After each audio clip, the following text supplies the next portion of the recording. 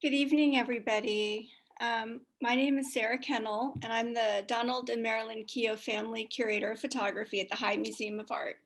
Thank you for joining us tonight as we discuss the many different ways that women around the world radically shaped and transformed photography from the 1920s through the 1950s. Tonight's curatorial conversation is inspired by the High's newest exhibition, Underexposed, Women Photographers from the High Museum of Art, which opens to the public this Saturday, April 17th. I'd like to thank our supporters who make this exhibition and many others at the High possible.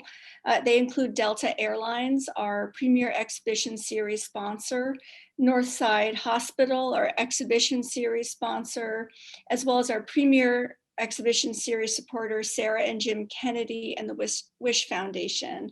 We're also incredibly grateful to our benefactor exhibition series supporters, including the Ann Cox Chamber Foundation and Robert and Hilton Howell. As well, we'd like to thank our ambassador exhibition series supporters and contributing exhibition supporters and many other generous supporters. We'd also really like to thank our High Museum members who are in attendance this evening. Your support is truly invaluable and it fuels everything we do, our entire mission. If you're not yet a member or you need to renew, just please visit high.org after tonight's talk. So tonight, joining me for this conversation is Andrea Nelson. Andrea is the Associate Curator in the Department of Photographs at the National Gallery of Art in Washington, D.C. She received her PhD from the University of Minnesota, focusing on 20th century art and the history of photography. And she came to the National Gallery as a graduate curatorial intern in 2007. And in fact, we worked together for a time, which was wonderful. And she later held a postdoctoral fellowship at the Center for Study of Modern Art at the Phillips Collection. She's published numerous essays on German and American photography books, and she's organized a number of incredibly beautiful exhibitions, including Modern Lab Material Interventions, A Subtle Beauty, Platinum Photographs from the Collection, and Reading the Modern Photography Book, Changing Perceptions. She's also been the co-curator of the Memory of Time, Contemporary Photographs at the National Gallery of Art. And in addition to her curatorial work, she's taught courses on writing for the decorative arts, on modern and contemporary art, modern design, the history of photography, of course, and the history of photography books. But tonight, we're going to discuss her newest project and book, which I'm really excited about. And I'm sure you all will be too after tonight's talk, which is an exhibition entitled The New Woman Behind the Camera. The catalog for this book is already out. It was published in November, and the exhibition will open on July 2nd at the Metropolitan Museum of Art in New York, and then travel to the National Gallery of Art, where it will open on Halloween. So mark your calendars. All right, without further ado, I'd just like to introduce Andrea, and we'll begin our conversation. Great, thank you so much, Sarah. I'm going to start to share my screen.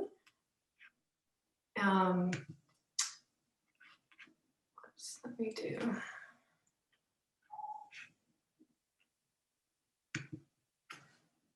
We'll go back to the beginning. There we go. Really, again, thank you, Sarah, so much for inviting me to discuss my upcoming exhibition. And really, it's wonderful to be able to speak to all of you, who are members or connected to the High Museum. So thank you for your time. As Sarah mentioned, these are the dates for the exhibition. I've been working on this exhibition for many, many years, and it faced several postponements due to COVID, but it's looking very good that it will open this summer at the Met and then travel down to the National Gallery in later October on Halloween. This is a show that features more than 120 women photographers who lived and worked in over 20 different countries. And really what I'm trying to do is present a geographically, culturally, and artistically diverse range of photographers who are working during the modern period as a way to advance new conversations about the history of modern photography and to think about the continual struggle of women to gain creative agency and self-representation. Andrea, I was just wondering if you could tell us a little bit about how you came to this topic and how it kind of evolved from its starting points. Yeah, so the seeds of this exhibition began, with my interest in the gallery's collection of photographs by Ilse Bing. And the National Gallery has around 90 works by Bing, and many of them were given to the gallery by her and her estate in the early 1990s. And she's one of the few women photographers that the gallery has in-depth holdings of. And Sarah shares my appreciation of Bing, and we had discussed when we were working together her work and the relatively few women photographers that we had in-depth holdings of. And with my interest in Bing, I think that she exemplifies the interwar New Woman photographer in many ways. She was brought up in an affluent Jewish household in Frankfurt, Germany. She studied art history, but abandoned a promising academic career for the excitement and independence of the camera. She moved to Paris. She was dubbed Queen of the Leica for her mastery of the new handheld 35mm camera, which you can see in her hands here. And with it, she forged a distinctive style. And I think from arresting photographs of dance to fashion and documentary work, Bing's grainy experimental photographs were full of movement and energy. But her career was rather short-lived. When the Nazis took Paris in 1940, she was sent to a concentration camp in southern France and was able, fortunately, to find passage to the United States. She moved to New York, but really struggled to establish herself as a photographer. And by around 1959, she really stopped practicing altogether.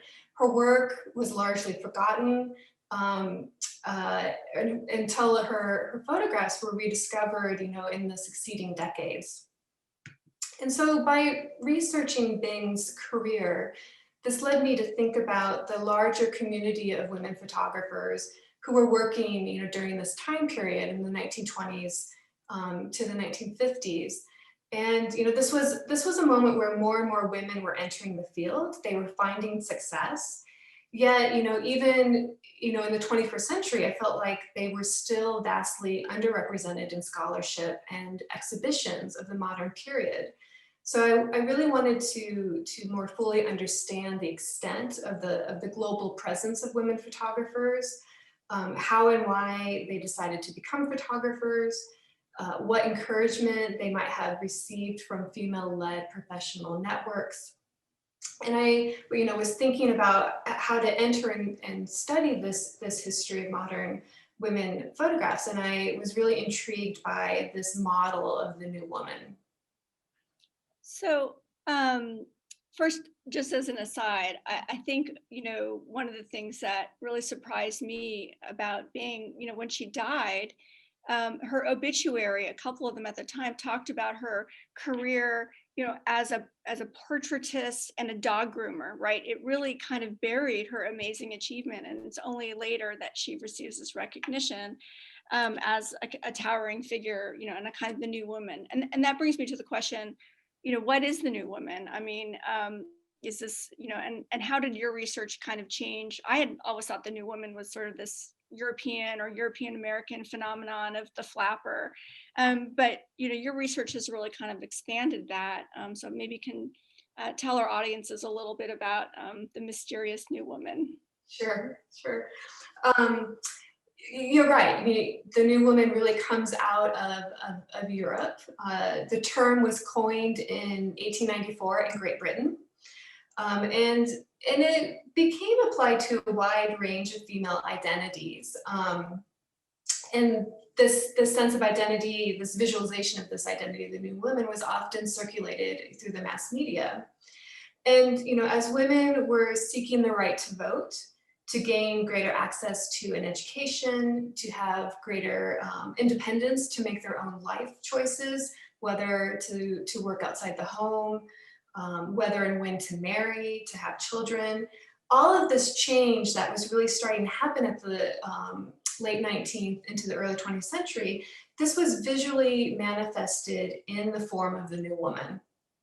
And as you can see here on this cartoon on the left, this is from Puck magazine, the new woman is fiercely independent. She's no longer constrained by social mores. And according to the satirical cartoon, this mindset had spread from the washerwoman to the new woman mother-in-law, who's seen in the upper right, arriving for a long visit. But all of these new women have embraced greater independence, greater movement within the public sphere, as we see here by riding the bicycle. And reimagined after the seismic disruptions after World War I, the 1920s new woman, which I was very intrigued by, which we see an image on the right here, she maintains a lot of the traits of her older sister, so to speak. She's easily to recognize. She often has the cropped hair, appropriates distinctive masculine fashions, and really becomes a revolutionary model for women around the world. And what I became very interested in is that there had been research on the global impact of the new woman. And so I was looking at this research and really starting to think about how, as a symbol, the new woman generated in Europe started to circulate globally around the world. And, like photography itself, which emerged out of Western Europe, but quickly circulated globally, these ideas were adopted and transformed by different cultures. And we can see different manifestations of the new woman really coming up in different countries, from Japan to China and elsewhere. So this was leading me to think about how many actually flesh and blood women were becoming photographers, and were seeing the camera as a means of independence as they were seeking to redefine their positions in society and expand their rights. So I find that so interesting, but also it's probably was really challenging to figure out, now all of a sudden you're dealing with a global phenomenon, right? There's this global phenomenon with local iterations. And then of course, women are as diverse as, photographers as diverse as all women. So how did you figure out how to organize this exhibition? Like, what are the themes that came to the fore that were really important for you? And maybe things that you learned along the way. Yeah, you're right. In some ways, it becomes a very, very large, very broad topic to cast, right, this global net. But so what I decided to do was I organized the show thematically. I was really looking at how women produced groundbreaking work in a wide range of photographic genres during the 1920s and 30s. Because this was a moment where photography was really coming to the fore. It was incredibly important globally to expand, information, to just visualize all these different changes that were happening under the umbrella of modernization. And photography was itself expanding and as a medium and how it was being used. And so I was seeing women using photography in commercial studio settings. They were making cutting edge artistic experimentation, artistic works. And, as during this period when photography was really, dominating the transmission of information through illustrated newspapers and magazines, women were integral to the development of photojournalism, as well as street photography and fashion and advertising imagery. So I decided to take that history of photography, the way it was expanding, to set these different genres and themes that would allow me then to look at how women were shaping all these different genres. And so I end up, I opened the exhibition with an introduction to some of the new women photographers by displaying their compelling self-portraits. And many of the many of these portraits include the photographer with her camera, right, as a way to establish you know, their role as a professional and as artists. And I'm just going to go through a couple of these to give you a sense of these different women photographers working at the time. And so we're looking at Alma Lavinson, and her captivating self-portrait that we see here was originally titled Photographer at Work. And rather than showing her face as in a traditional portrait, right, Lavinson, who worked in the San Francisco Bay Area, presents the act of taking a picture as vital to her identity.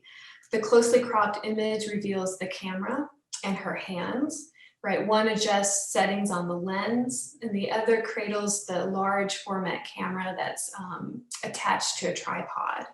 And she makes this photograph by standing in front of a mirror.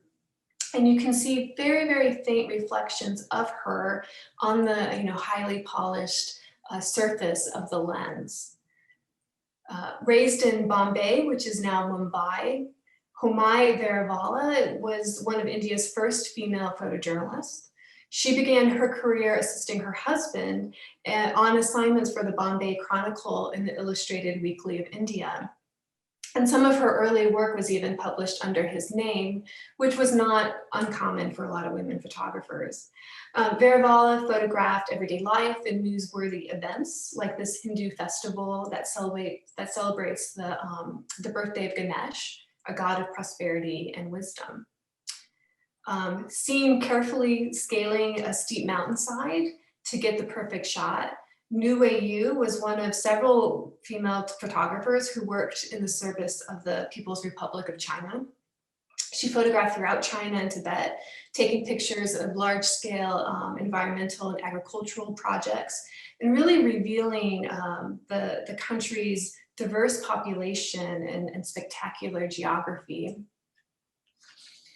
In 1940, Tsuneko Sasamoto, with no previous experience as a photographer, began to work at the Japan Photo Library. And she became, too, the country's first female photojournalist in Japan. And this portrait that we're looking at here was made in order to illustrate a publication that was highlighting her hiring as the first female photojournalist. And we see here the use of a tilted camera angle really lends an expressive, exhilarating presence to Sasamoto, who stands in front of a modern designed building. And she talked about how she had to learn quickly on the job, but she really did do that. And she started to create very, very striking photographs during wartime Japan. And here, learning photography from her uncle and apprenticing with local photographers, Anne-Marie Heinrich opened her own portrait studio in Buenos Aires in 1932. And this was just 4 years after her family had emigrated from Germany to Argentina. Heinrich was really interested in the dramatic lighting and lighting effects that were used in stage productions. And she produced really imaginative photographic work. I mean, and we can see that here in the self-portrait. This is a topsy-turvy image of the photographer with her sister Ursula in the studio. And in this section too, look at how women photographers were exploring their creative identities and their personal identities through different photographic techniques, whether using mirrors or montage, for example. Here, we're looking at the work of two lifelong friends, Greta Stern and Ellen Auerbach. And the two met while they were apprenticing in Walter Peterhon's Berlin studio. And in 1930, they ended up inheriting his studio, and they ran their own business under the name Ringel and Pitt, which is a nod to their childhood nicknames. And Auerbach produced a really lovely handmade album, which she called Die Ringel Pittis. And it was a birthday gift for Stern. And its pages were filled with drawings, text, and collage that really vividly expressed their personal and professional relationship. And here we're looking at just one fold out page from this album. It's a really charming image of a festive circus. And what we can see here is that Auerbach has pasted cutout photographs that the two women had taken of each other in masquerade. And then she's adorning the page with ink and pieces of yarn. And I ran out the opening gallery with some rare behind the scenes glimpses into the working lives of these professional photographers. And here we're looking at the fashion photographer, Toni Frizzell. She's seen in the center of the image, crouching with an assistant by her side. And this portrait was taken by Frizzell's mentee, Frances McLaughlin Gill. And really provides us with, I think, a wonderful view of the artifice that's involved in outdoor fashion shoots. McLaughlin Gill also, I think, interestingly, documents a gender role reversal as we see Frizzell's husband, who keeps an eye on their daughter in the foreground. So I follow this section, this introduction to the new woman photographer, with a look at commercial studio practice. And portrait and commercial studios were really an important way, an entry point, right, for women photographers. It really allowed them to forge professional careers and to earn their own income. And of course, though women were really actually a part of the production of studio portraits from the medium's earliest days in the 19th century, yet they were often unnamed or anonymous. Women were often the individuals who were hand coloring and mounting prints. They were retouching negatives, and they were often also serving as studio receptionists. But by the 1920s, I think you see more and more women actually running their own businesses in greater numbers. They were quickly claiming their name and claiming a space or a place behind the camera. And so here we're looking at a page spread from a 1940 issue of the Photo Times. And it shows Eiko Yamazawa with her assistant. Yamazawa is gazing into the viewfinder. Her assistant is adjusting a lamp. And by this time in 1940, Yamazawa is an experienced professional photographer. She opened her first studio in Osaka in 1931. Yet, notwithstanding this expertise, the article that is connected to these images that we're looking at really perpetuates the long-held stereotype that women, by nature of their gender, right, were best suited for this detailed work of finishing prints. And if they were photographers, right, they should portray appropriately feminine subjects like children.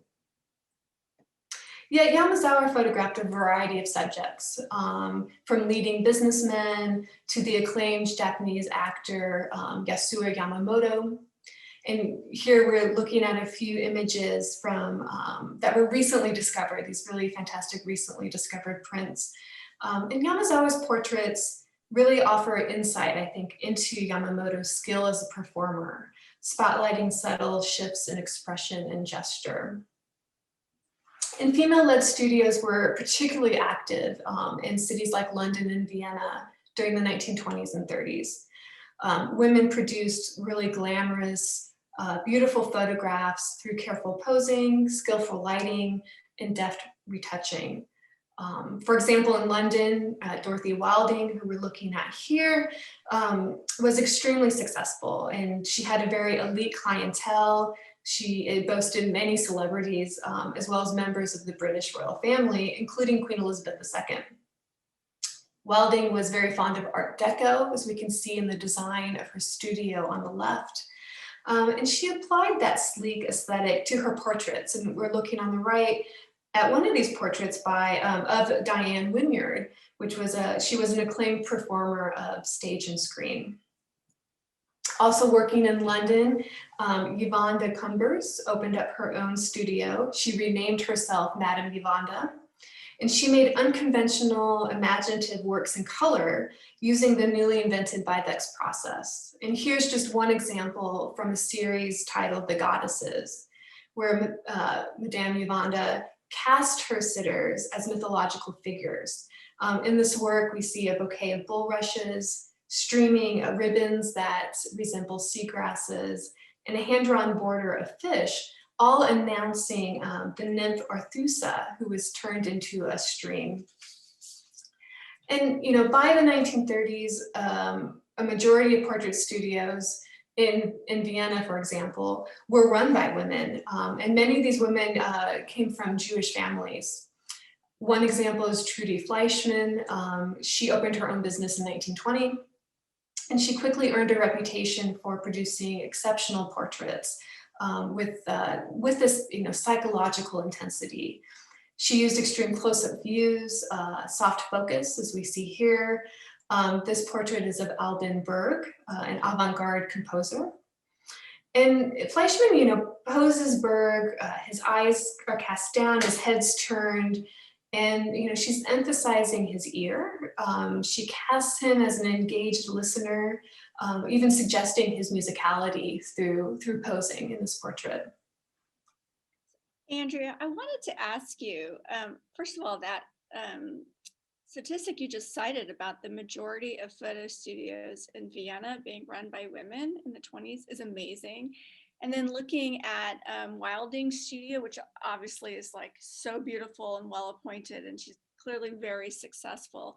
It raises the question for me of sort of like, how did women break into the business and become successful? Like, how do they get their training, and how did they get the capital to start, or who did they how do they build their clientele? Like what allowed them suddenly in this period to really succeed in the business of photography?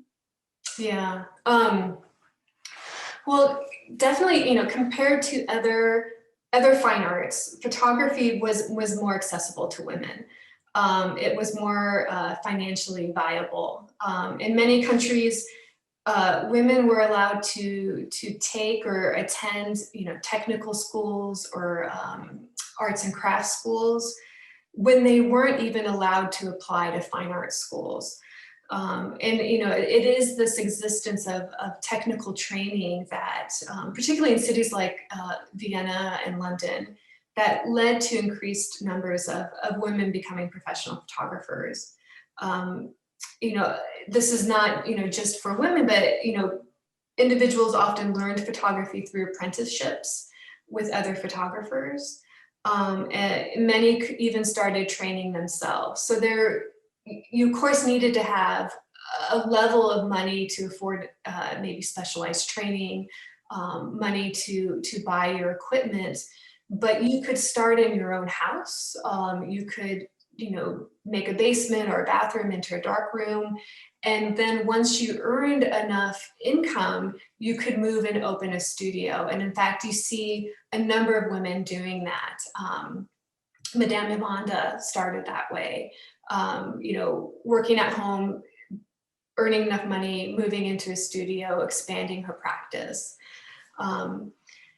And, what I think is also interesting is, with this apprenticeship, you see a lot of women were accepted by male photographers in apprenticeships, but you also see a number of women photographers, mentoring other women photographers and other students coming into the field. And in fact, we're looking at a work by Steffi Brondel here, who had gone to the same school that Trudy Fleischmann went to, and then trained with Trudy Fleischmann in Fleischmann's studio before she set off on her own, moved to Berlin and opened her own studio and created a work like this, I think, really lovely, beautiful portrait that we see. And I think too, what is very interesting is, at this moment, in the 20s and 30s, there's just also a growing increased demand for photographic portraits, for photography. And that too then fueled opportunities for women to enter the field. And there were also, community and cultural needs as well. And so, when I was looking, beyond Western Europe in my research, I found that a number of women photographers were coming up through the studio world because there was a need for a woman to be behind the camera. So in many countries, particularly across the Middle East and in Asia, social customs dictated that women and children could not be photographed by men outside of their families. In the early 1920s, and we're looking at here Karima Aboud on the left, she established the first female-run photography studio in Palestine, again, filling a need in the community. Aboud often photographed sitters at home, so she would travel to her clients. She would create makeshift studios in her clients' homes. Often she would bring, her own backdrop, which we see here on the right in this portrait of 3 women. But also to earn money, Aboud courted Western tourists, right, who were coming to Palestine, who were coming to the Holy Land. And she sold her photographic postcards that featured the region's landscape and people. So this was another way to help earn her own income.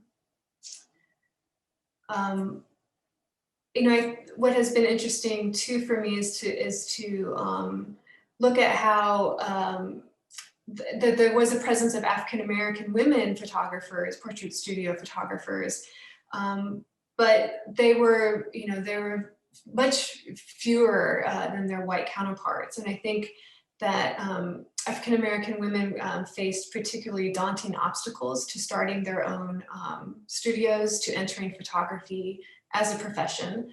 And really the extent of their roles and their contributions has not yet been fully established. Like their male counterparts, these women photographers were not only preserving likenesses and memories, but they were also constructing a counter-narrative to racist images that were circulating in the mass media at the time. One photographer, Florestine Perot Collins, she ran a very successful studio from 1920 to 1949 in New Orleans. She was a skilled photographer, an astute businesswoman, and she used portraits like this one on the right. This is a portrait of herself to advertise her studio in local newspapers, as we see in the spread on the left. And I just think this portrait is so wonderful. She's wearing a bejeweled clip in her bobbed hair, pearls, a fashionable dress. And here we see herself, she's really embodying, the glamorous and independent new woman. So to go back to thinking about the organization of the show, the next section goes outside of the studio walls. With the availability of smaller, lightweight cameras like the Leica, coupled with the increasing freedom to move about cities on their own, women started using their creative vision to document the vibrant cities and environments around them. In Bombay, looking at some more of Homai Vervala's work, here she's photographing at the Victoria train station. And this train station was completed in 1887. That was the 50th anniversary of Queen Victoria's reign. And this train station really became a monument, right, to British power in India. Now, Veravala, who grew up in the city, I think brings her own viewpoint to this space. She positions her camera low to the ground, and we glimpse then the station through the wheels of a rickshaw. And this serves as a framing network, and we see this man pushing a cart in the middle ground. So rather than depicting the train station as this grand spectacle, Veravala explores perspective, depth perception, and camera vision. An established photojournalist in the United States, Genevieve Naylor, traveled to Brazil in 1940 on assignment for the Office of Inter-American Affairs. She was based in Rio de Janeiro and spent about 3 years in Brazil and took over 1,300 photographs that explored the country's architecture, culture, and diverse population. So in this work that we're looking at, Naylor captures commuters, dangerously clinging onto a densely packed streetcar. And the trolley was a favored means of transportation for Brazil's working class and really came to represent the country's increasingly urban society. Now, what I found was very interesting is that the Museum of Modern Art presented Naylor's project in Brazil in its first one-woman photography exhibition in 1943. And this was just a few months before they did a show then of photographs by Helen Levitt. And both of these exhibitions were supported by Nancy Newhall, who was filling in as curator for her husband, Beaumont Newhall. So I think it's interesting to see these networks of support between women photographers and other women working in the field, whether as curators or benefactors. Now, while many women traveled abroad on assignments, many others during this time period, left home involuntarily to avoid persecution, particularly with the rise of the Nazi Party. Hildegard Rosenthal fled Europe in 1937 with her fiancé, Walter, who was Jewish. The couple settled in Sao Paulo, and Hildegard made some 3,000 images that really bear witness to the city's evolution into an industrial and financial center for Brazil. And here we're looking at, I think, a really fantastic picture, of a street corner, and we get a sense of Sao Paulo's liveliness. On the right, there are 3 smartly dressed businessmen who are socializing or are deep in conversation. And then we see this crowd that's congregating around a fruit vendor's cart. And at the center, kind of looking directly at us, is Rosenthal's assistant who savors a slice of watermelon and is looking right at Rosenthal. Andrea, I'm going to ask you, this is such a great picture. And I didn't know that was her assistant. So that also for me really changes the reading of it, because you see this kind of connection. But I'm also imagining this as 2 women looking at each other knowingly in a street full of men. And I'm wondering more broadly about, all these women now, out in the public space, making pictures, being active, and how did that change the dynamic of photography? And I'm thinking in particular too, like we often think of street photography as maybe, somewhat predatory. So, what are your thoughts on like women photographers in public space? Yeah, no, I think this is a really good question. And, I have to say, as an aside, I was just looking at a recent publication on women street photographers. And, in this publication, they were talking about how street photography is still, right, in the 21st century, is still a male-dominated form of photography. But I think, during this time period in the 20s, 30s, and 40s, we're seeing a lot of women who are interested in photography, becoming photographers, and found that the camera, right, this idea that the camera gave them independence, it gave them a reason to go out on the street and not be questioned as much as to what they're doing, right? Photography was so popular that it wasn't as surprising to see women out on the street with a camera. That's what they were doing. I think it led to more women gaining some confidence to being out on the street.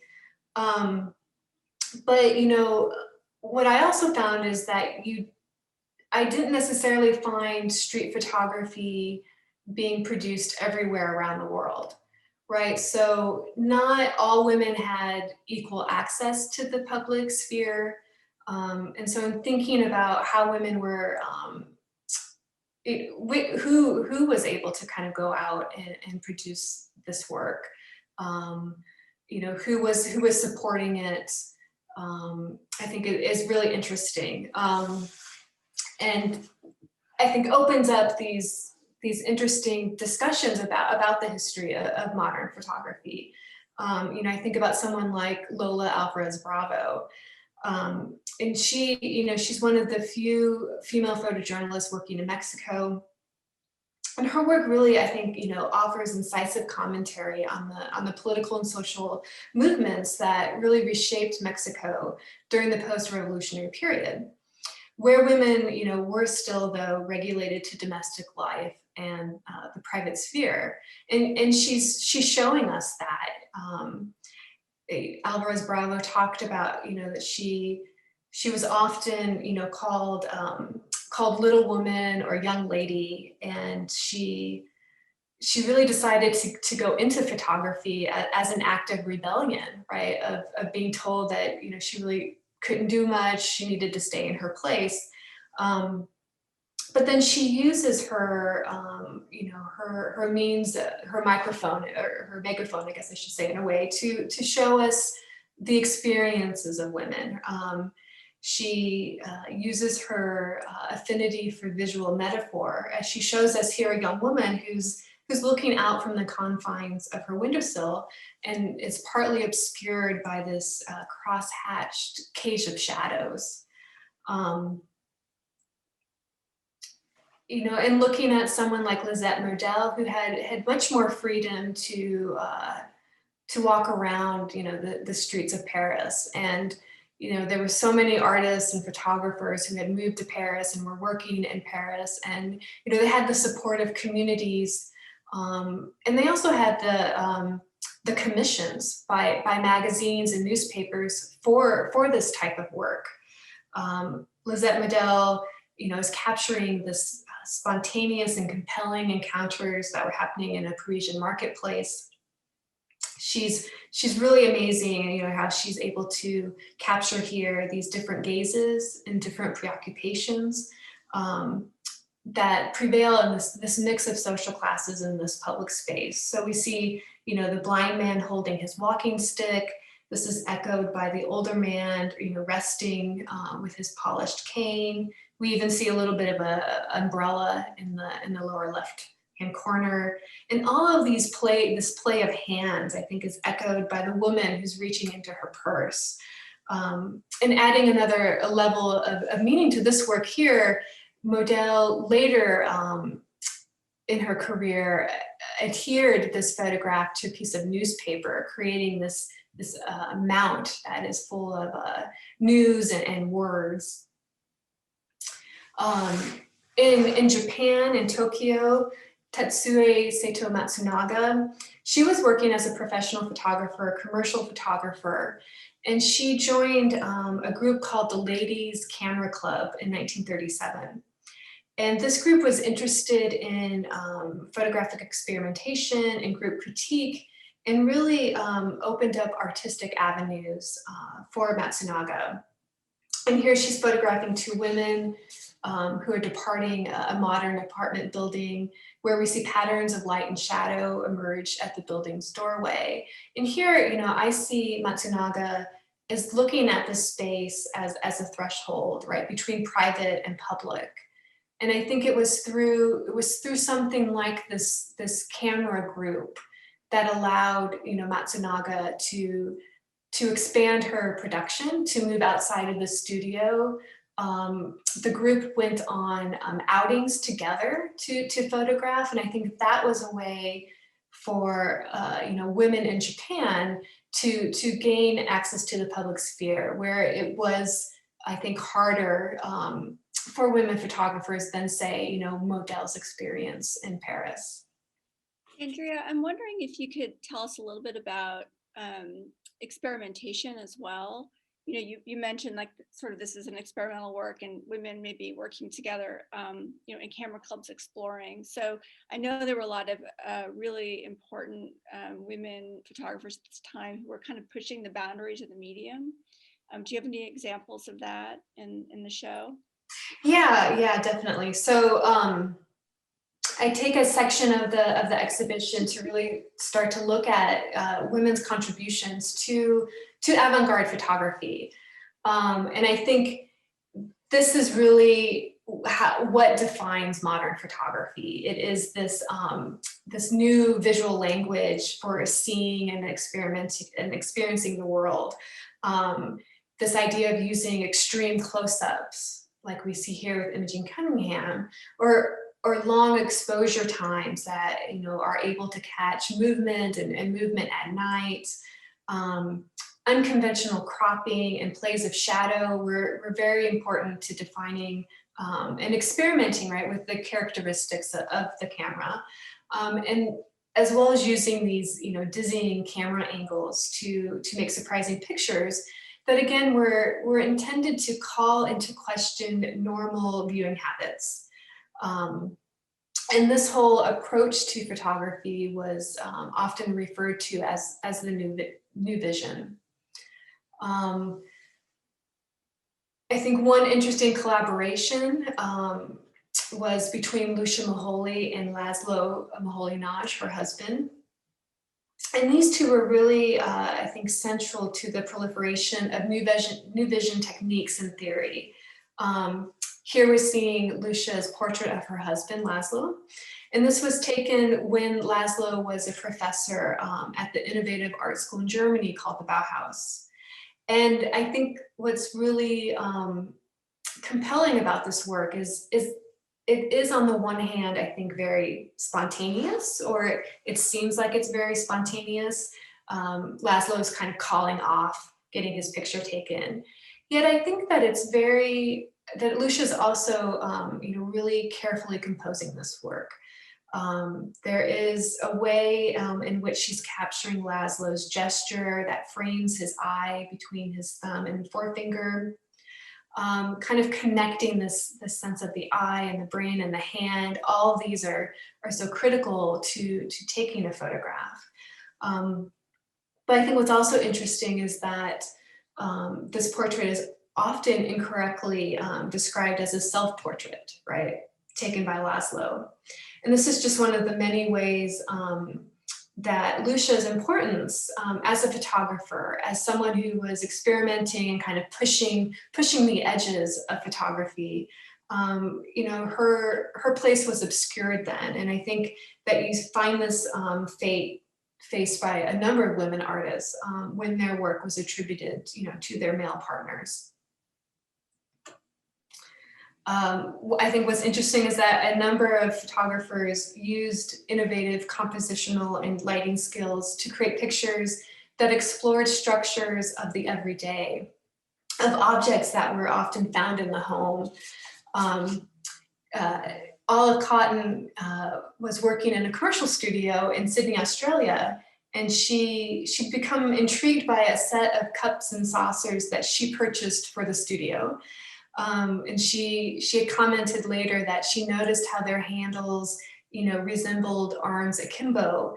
And so she staged and lit the cups and saucers like dancers. And again, we see, this use of lighting and shadows to create a really energetic modern photograph. I love that picture. Well, I mean, it makes me think a lot about, the relationship between, kind of dance and photography at this time, which I know you touch on as well. But I'm also just thinking about, in the show at the High, we also touch on a couple of photographers, Dora Maar or Dorothy Norman, who are, so often overshadowed by their relationships to men.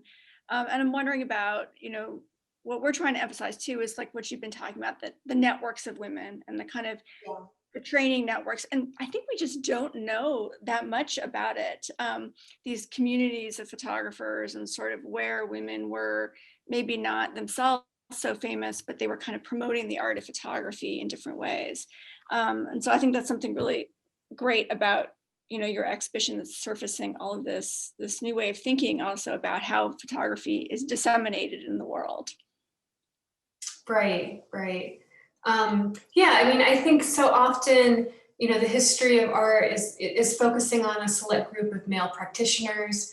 Many of whom were known during their lifetime. They maintained long careers. And it's, these figures who become, the quote unquote leaders or the quote unquote masters. But, as you said, I'm trying to argue here in the show that there were many women photographers who were integral to these artistic communities. They were pushing the practice into new areas, but their contributions were overlooked. Their connections, are hard to pinpoint, like you said, and but their stories are so fascinating. And, when we can uncover them, when we can start to look for them, they really, present us then with a deeper understanding of what it was like to be a photographer. So I hope in some ways that, this project inspires others to do all the work that still needs to be done. I mean, there's so much more work to try to, find these connections and see how these relationships and networks were being formed. I just, to look at a few more of the avant-garde works, this is a work by Bernice Kalko, who, her family came from Poland. They settled in Chicago, and she ends up, traveling to Europe. She's studying photography in Vienna. She comes back to the United States. She works in a Lockheed factory during the war, and then studies commercial photography, but meets Man Ray and then becomes interested in artistic photography, and creates, I think, this really wonderful photogram, which is, she's layering locks of hair onto a piece of photographic paper. We've got a pair of scissors, a comb, a razor blade, and she exposes this composition, right, to light. She produces a photogram that really evokes a visit to the hair salon. And to me, I think this work really implicitly honors the symbolic liberation, right, achieved by a number of new women who cut their hair short. And, a few more of these kind of lesser known or just really fascinating stories. On the left, we're looking at Louise Davis, who expanded her lifelong interest in photography while teaching dance and physical education at Hampton Institute, which is now Hampton College, a historic Black university in Virginia. And after taking photo courses at the school, Davis installed a darkroom in her own home, and she turned to formal experimentation. She was manipulating her negatives and producing, I think, these really enigmatic photograms that we see on the left. Anna Barna is also a really interesting figure. Her work was literally, rediscovered under the bed in the New York City apartment of the photographer André Kertész. These two Hungarian-born artists, they first met in Paris, where this wonderfully, I think, playful print by Barna of a youth looking over a fence was taken. You're gonna have to tell me that story about Kertész because I need to know it. I think we're coming close to our hour, and I know there's a lot more that is in your exhibition. So I wonder if you could maybe just be sure we touch on all of the sections, and then maybe have time for a few questions after. Such amazing work. I'm so excited for this show. Oh, thank you. Yeah, I have to say it's challenging to, there's over 200 works in the exhibition by, almost 130 different photographers. And, I have found that it is so incredibly hard not to talk about all of them. So definitely, if you're intrigued, you want to come see the show and look at the book, because there's even more images in the catalog. But what I do, like for the rest of the exhibition, kind of coming out of this experimentation mode, I look at how women are photographing the body. And, at this time period, there were new concepts about health and sexuality. There were changing attitudes about movement and dress. And all of this was indicated, on the body with visualizations of the body. And the body really did become a central concern of modernity. So you have women like Yvonne Chevalier creating these beautiful abstract nudes. Someone like Laure Albin-Guillot, working in France, was one of the few women photographers who were making studies of nude male subjects, as we see here. There's many, many examples of bodies in motion, whether in athletics, gymnastics, like we see here by Grishibana, and dance, as you mentioned. I mean, just some really fantastic images of the body in motion with, photographing these avant-garde dances and choreographers. I move on to another idea of visualizing the body, and that is through ethnographic practices. And so, what I have found, of course, during this time period is that there were considerably more women from the United States, from Europe, entering the field of photography than in other countries around the world. And many of these women were taking photographs that documented their travels abroad in Africa, China, Afghanistan, and elsewhere. A number of women were engaged in formal ethnographic projects that were supported by their home countries. And I think what's interesting in this section is I'm trying to show how these works, shed a light on the complex and often unequal relationships between photographer and subjects. Several of these women photographers understood their privileged position, behind the camera, and they, sought to produce sensitive portraits that celebrated cultural difference. Gender also, I think, afforded women certain opportunities, such as access to private quarters that were off limit to male photographers, like we see here in the photographs of Marie Supol when she was working in Tunisia. But I think, it's important to remember that just being a woman didn't exempt a photographer from producing views that, might reinforce hierarchical concepts of race and ethnocentrism. So I go through looking at a number of different, works in this vein. A number of projects are produced in photography books. I think an interesting counterpoint to a number of these white European women photographers is the work of Eslander Robeson. And she was an anthropologist and civil rights activist. She was married to the actor Paul Robeson. And she studied at the London School of Economics and took 3 fieldwork trips to Africa. And here we're looking at a page spread of her 1945 book, African Journey, which was richly illustrated with photographs she took on her first visit to South and East Africa in 1936. And she writes in the book how she saw parallels to Jim Crow practices in the US, but also a growing spirit of resistance in Africa. And so just a few more different books produced by Jette Bang from Denmark.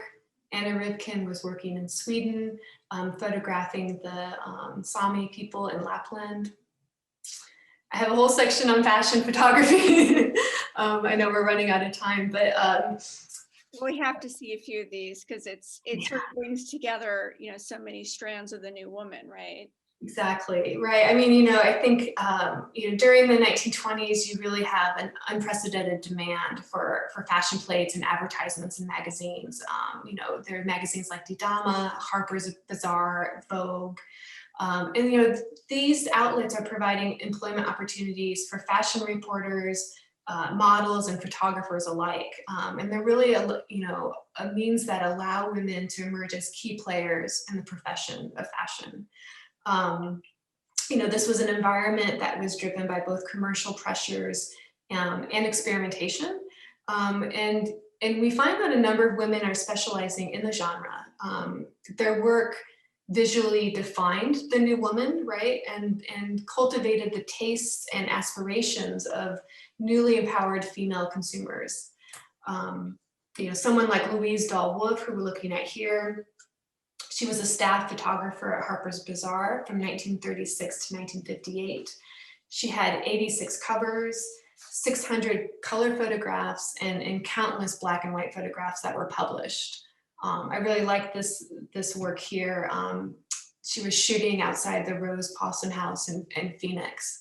And these experimental shadows that she's capturing with her model, I think, really complement, right, the modern design of the Frank Lloyd Wright designed house that we see here.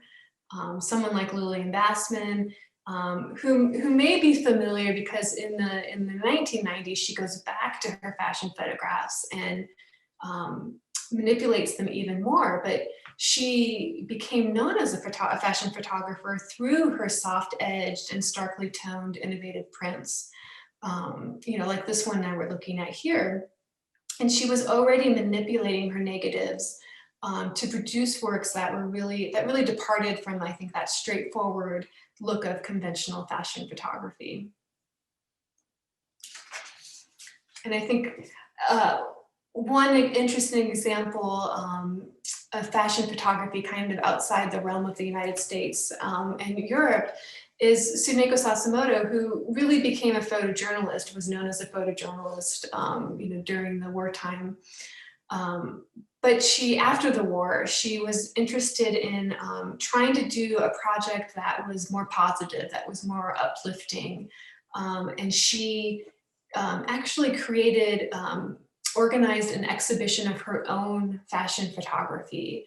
And we're looking at one example on the left. And here in this work, she's featuring a mixed race model, which was really, really unheard of in Japan at the time as well. Can you tell us a little bit, well, here we are, I was going to say, you mentioned documentary photographer, and just the importance of having publications to publish your work, but, more broadly about women, leading in social documentary photojournalism. I mean, that's, where some of the key heavy hitters that we know from this period work. Yeah, exactly. So, White, yep. I think, I end the exhibition with two galleries that are focusing on documentary and photojournalism. And really, we have to remember that during this period from the 1920s through the 1950s, it was a moment that was characterized by worldwide economic instability, political extremes, galvanized by such radical upheavals. You have a number of women photographers who are out and producing arresting images of the human condition.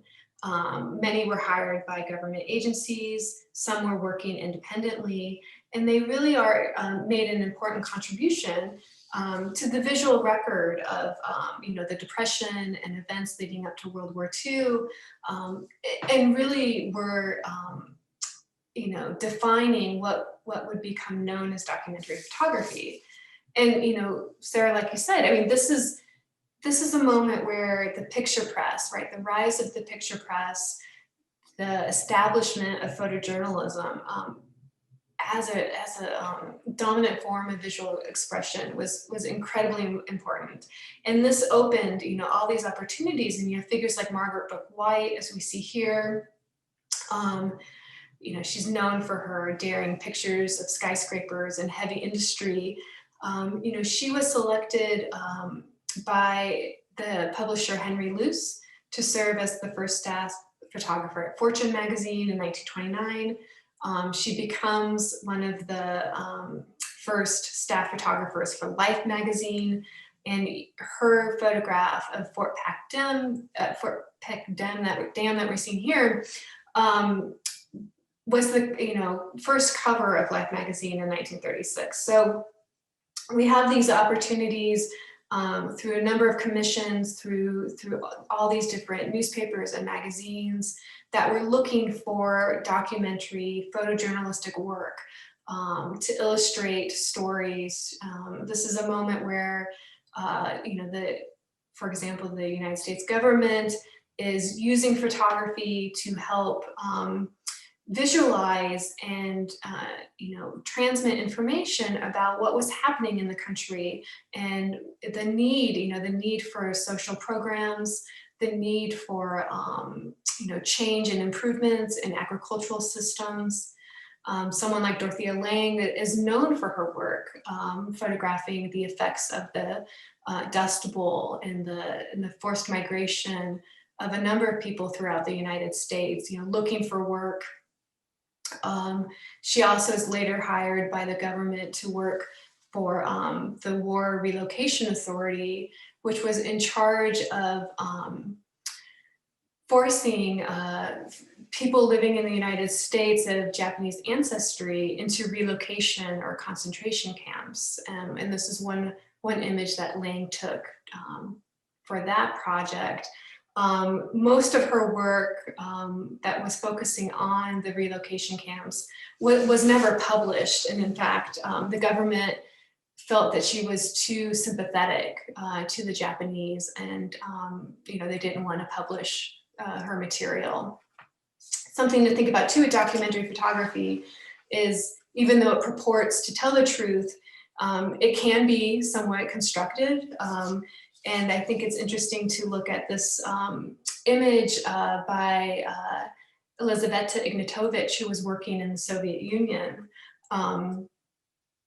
And she had started a career as a highly experimental photographer, creating all of these very modern prints and posters that had, incredible color and different angles and really striking typography. But with Stalin coming in charge of the Soviet Union, he demanded a realist style.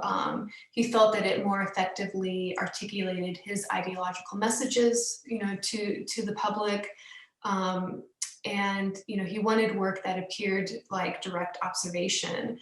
And here, Ignatovich is giving us this image of family life on the collective farm.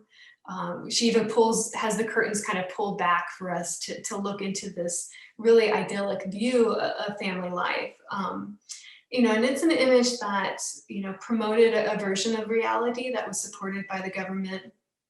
And in many ways, she conformed to this stylistic shift to maintain her career, but also to maintain her safety. And, women were on the front lines creating war photography, as we see with Kati Horna, who went to Spain to document the Spanish Civil War. She, along with Curator, were, sort of embedded in a way. I think we could think of it as being embedded with some of the Spanish civilians, right, who were fighting in the Civil War. And Horner too was on the front lines, but she was also making these more surrealist montages that were commenting about the war. Someone like Therese Bonny was, she went to Finland to photograph the Olympics and ended up being there when the Soviets invaded Finland, and she became she was the first foreign photojournalist, period, who was able to, create some images about this invasion, and we see some here. She becomes so well known for her work photographing the war, and she ends up photographing in France and Belgium that there's a comic book character made after her. And someone like Galina Senko, I think, is really interesting, working in the Soviet Union, capturing soldiers during World War II. And of course, there's a much smaller number of women war photojournalists. They were often, were more often taking images of the home front rather than being with the soldiers. But there were some women who were granted permission. They had to get permission to do such work. And I just will round out with a few images of women who were documenting the home front and the experiences of war. And Emmy Andres was working in the Netherlands. She was actually working undercover. She was Jewish, but she had false papers, and she was going around Amsterdam during the German blockade of the city, which was known as the Hunger Winter, because there was so much starvation because of the blockade.